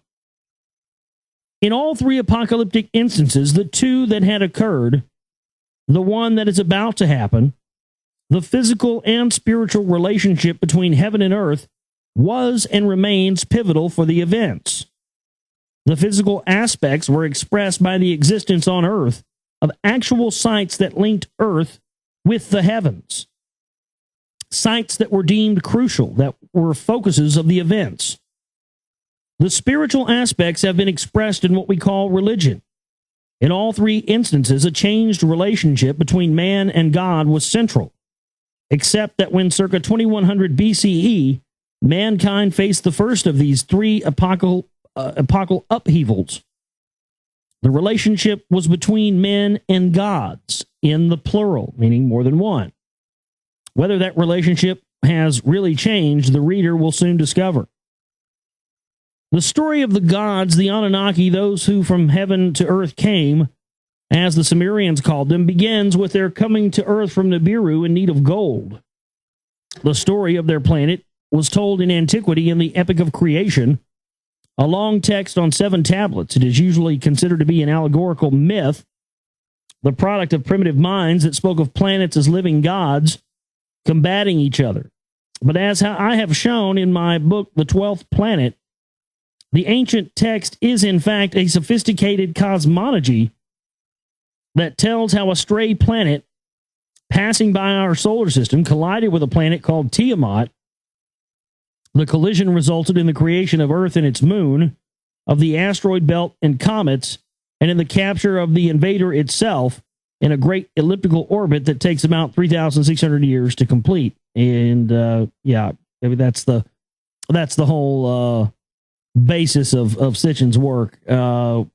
Again, why he never talked about Vulcan is just a big question for me. Vulcan actually said to have more of these effects. I don't know. I'm down with the Sumerian stuff. I'm just not down with the whole Nibiru thing. I just don't believe in it. It was Sumerian texts tell 120 such orbits, 432,000 Earth years prior to the deluge, the great flood, that the Anunnaki came to Earth. How and why they came, their first cities in the Eden, the biblical Eden, their fashioning of the atom and the reasons for it, and the events of the catastrophic deluge have all been told in the Earth Chronicles series of my books and will not be repeated here. But before we time travel to the momentous 21st century BCE, some pre-diluvial and post-diluvial landmark events need to be recalled. The biblical tale of the deluge, starting in chapter 6 of Genesis, ascribes its conflicting aspects to a sole deity, Yahweh, who at first is determined to wipe mankind off the face of the earth, and then goes out of his way to save it through Noah and the ark. Well, that Yahweh is a common. They're combining.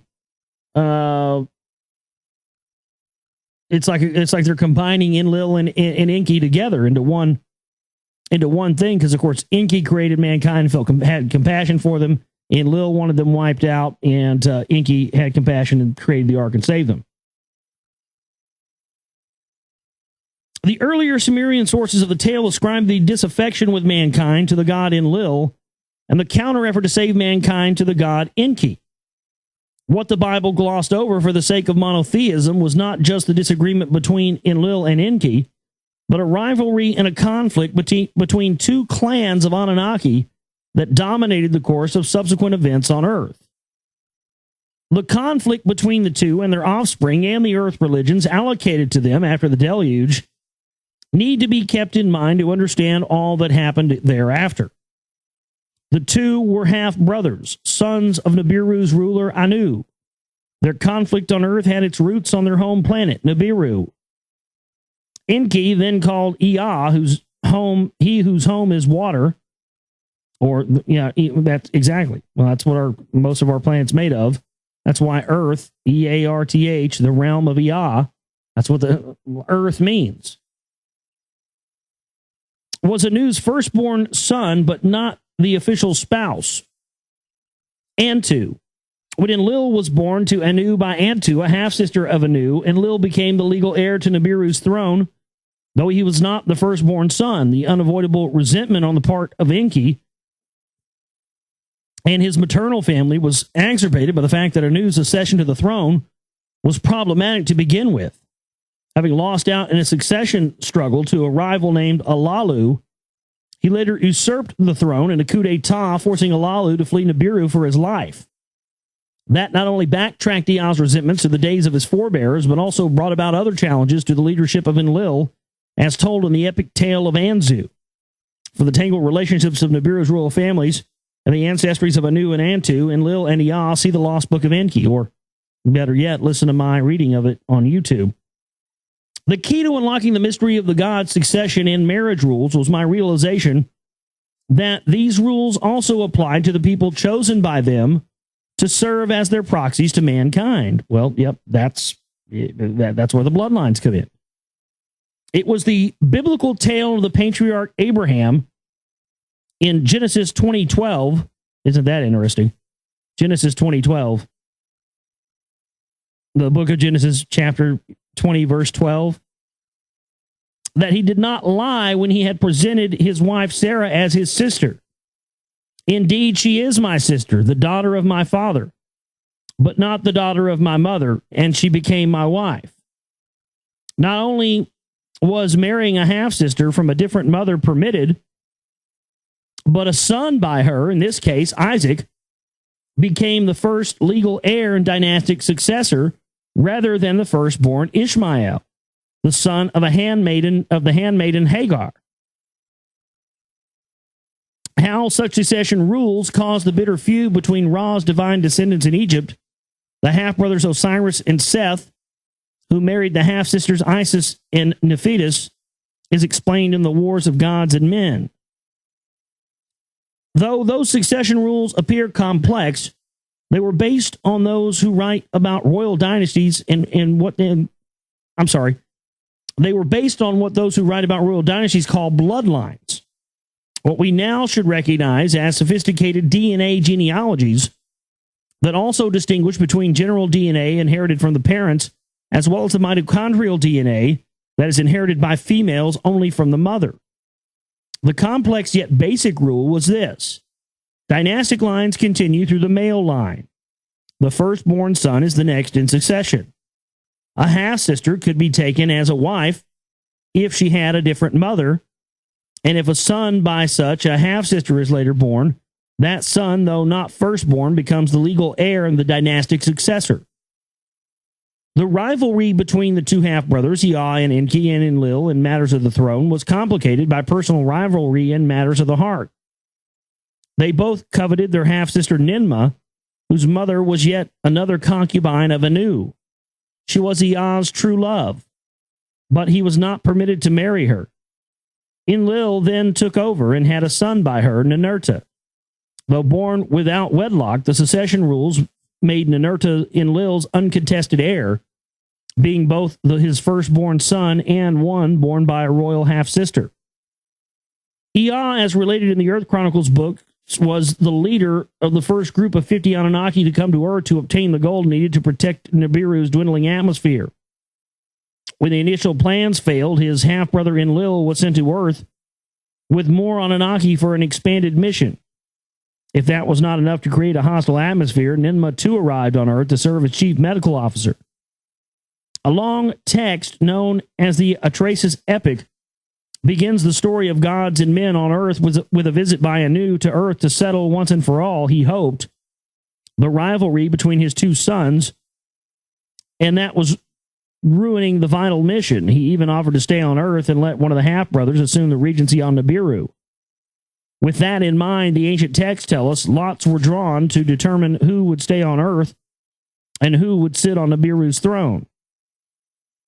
The result of drawing lots, then, was that Anu returned to Nibiru as its king, Ea, given dominion over the seas and waters.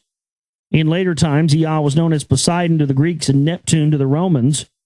He was granted the epitaph Enki, the Lord of the Earth, to soothe his feelings, but it was Enlil, Lord of the Command, who was put in overall charge. To him, the earth was made subject. Resentful or not, Ea and Enki could not defy the rules of succession or the results of the drawing of lots. And so the resentment, the anger at justice denied, and a consuming determination to avenge injustices to his father and forefathers, and thus to himself, led Enki's son Marduk to take up the fight. Several texts describe how the Anunnaki set up their settlements in the Eden, the post-diluvial Sumir, each with a specific function and all laid out in accordance with a master plan. The crucial space connection, the ability to constantly stay in communication with the home planet and with the shuttlecraft and spacecraft, was maintained from Enlil's command post in Nippur, the heart of which was a dimly lit chamber called the Duranki, the bond of heaven and earth. Yeah, the bond of it, that's a Stargate. Another vital facility was a spaceport located at Sipar, the bird city. Yeah, where they land their fucking Klingon bird of prey at. Nippur lay at the center of concentric circles with each other, where the cities of the gods were located. Altogether, they shaped out for an arriving spacecraft a landing corridor whose focal point was the Near East's most visible topographic feature, the twin peaks of Mount Ararat. And then the deluge swept over the earth, obliterated all the cities of the gods with their mission control center and spaceport, and buried the Eden under millions of tons of mud and silt. Everything had to be done all over again, but much could no longer be the same. First and foremost, it was necessary to create a new spaceport facility with a new mission control center and new beacon sites for a landing corridor. The new landing path was anchored again on the prominent twin peaks of Ararat. The other components were all new. The actual spaceport in the Sinai Peninsula on the 30th parallel north, artificial twin beacon peaks as beacon sites, the Giza pyramids, and a new mission control center at a place called Jerusalem. It was a layout that played a crucial role in post-diluvial events. The deluge was a watershed in the affairs of both gods and men, and in the relationship between the two. The earthlings who were fashioned to serve and work for the gods were henceforth treated as junior partners on a devastated planet. The new relationship between men and gods was formulated, sanctified, and codified when mankind was granted its first high civilization in Mesopotamia circa 3800 BCE. The momentous event followed a state visit to Earth by Anu, not just as Nibiru's ruler, but also as the head of the pantheon on Earth. of the ancient gods. Another, and probably the main reason for his visit, was the establishment and affirmation of peace among the gods themselves, a live and let live arrangement dividing the lands of the old world among the two principal Anunnaki clans, that of Enlil and that of Enki, for the new post-diluvial circumstances, and the new location of the space facilities required a new territorial division among the gods. It was a division that was reflected in the biblical table of nations, Genesis chapter 10, in which the spread of mankind emanating from the three sons of Noah was recorded by nationality and geography. Asia to the nations, lands of Shem, Europe to the descendants of Japhet, Africa to the nation and lands of Ham.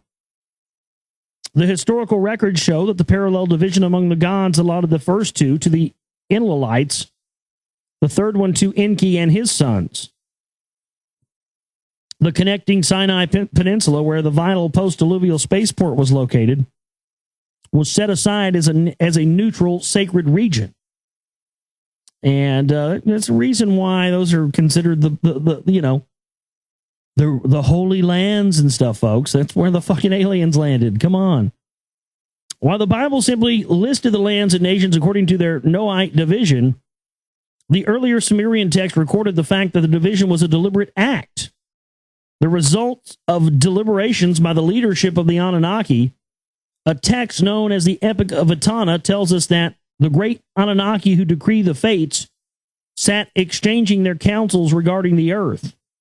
They created the four regions and set up the settlements. In the first region, the land between the two rivers, Euphrates and the Tigris, Mesopotamia, man's first known high civilization, that of Sumer, was established. Where the pre-diluvial cities of the gods had been, cities of man arose, each with its sacred precinct where a deity resided in his or her ziggurat. Enlil in Nippur, Ninmah in Shupparak, Ninurta in Lagash, Nanarsin in Ur, so on and so on. In each such urban center, an Ensi, a righteous shepherd, initially a chosen demigod, was selected to govern the people in behalf of the gods. His main assignment was to promulgate codes of justice and morality. In the sacred precinct, a priesthood overseen by a high priest served the god, and his spouse supervised the holiday celebrations and handled the rites of offerings, sacrifices, and prayers to the gods. Art and sculpture, music and dance, poetry and hymns, and above all, writing and record-keeping flourished in the temples and extended to the royal place. The royal palace, rather. From time to time, one of those cities was selected to serve as the land's capital. There, the ruler was King Lugal, the great man. Initially, and for a long time thereafter, this person, the most powerful man in the land, served as both king and high priest. He was carefully chosen for his role and authority, and all the physical symbols of kingship were deemed to have come to earth directly from heaven, from Anu on Nibiru. A Sumerian text dealing with the subject stated that before the symbols of kingship, the tiara, the crown, and the scepter, and of righteousness, the shepherd's staff, were granted to an earthly king, they lay deposited before Anu in heaven. Indeed, the Sumerian word for kingship was Anuship. The aspect of kingship as the essence of civilization, just behavior, and a moral code for mankind was explicitly expressed in the statement in the Sumerian king list that after the deluge, kingship was brought down from heaven. It was a profound statement that must be borne in mind as we progress in this book to the messianic expectations in the words of the New Testament for the return of the kingship of heaven to earth. And we are going to stop right there on that part of the book. That is, let's see.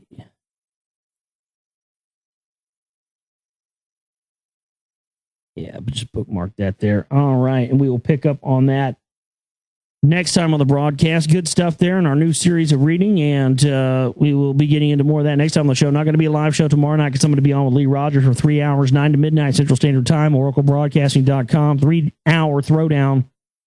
Rogers Reeves, I hope you'll join us. I also hope you'll donate my website, theglobalreality.com. Support what we do. Keep us commercial-free, uncensored, and pushing forward, and help me to continue to get out some real information to combat what these fucking ass clowns and the phonies and the Patriot Movement, Truth Movement are doing, man. I can't do it without you. And I'm just a one-man operation, so any help we get is greatly appreciated, folks. Want to thank everybody for tuning in and being here with us tonight. TheGlobalReality.com. Get yourself a copy of Secret Right Volume 2 on Blu-ray or DVD as well. My name is Josh Reeves. I love each and every one of you, and you guys have yourselves a great one. We'll see you tomorrow. Take care.